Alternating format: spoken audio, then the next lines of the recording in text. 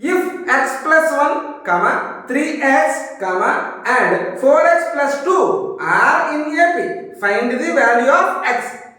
ఓకేనా? సో ఒక 3 టర్మ్స్ ఇచ్చాడు, 3 టర్మ్స్ లో ఒక వేరియబుల్ ఉంది, ఆ వేరియబుల్ ని ఫైండ్ అవుట్ చేయమన్నాడు. ఆ మూడు టర్మ్స్ అనేవి ఎలా ఉన్నాయంట?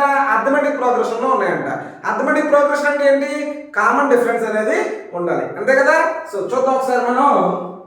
ఇచ్చిన టర్మ్స్ ఏంటన్నా, x ప్లస్ 1 ఒకటి ఇచ్చాడు, అండ్ 3x ఒకటి ఇచ్చాడు, అండ్ 4x ప్లస్ 2 ఒకటి ఇచ్చాడు అన్న, అంతే కదా? సో దీన్ని a1 అనుకోండి, దీన్ని a2 అనుకోండి, దీన్ని a3 అనుకోండి అన్న. సో కామన్ డిఫరెన్స్ అనేది ఉండాలి కనుక, so 2a2 equal to a1 plus a2 అన్న.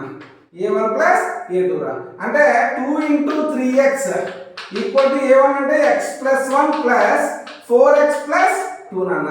So 2 3 is 6x equal to x plus 4x 5x plus 1 plus 2 నాన్న 3 నాన్న, రైట్? ఈ 5x ని తీసుకొస్తాను రా, 6x minus 5x equal to 3 రా, రైట్? అంటే x ఈక్వల్ ఎంత వచ్చిందిరా? 3 వచ్చిందిరా.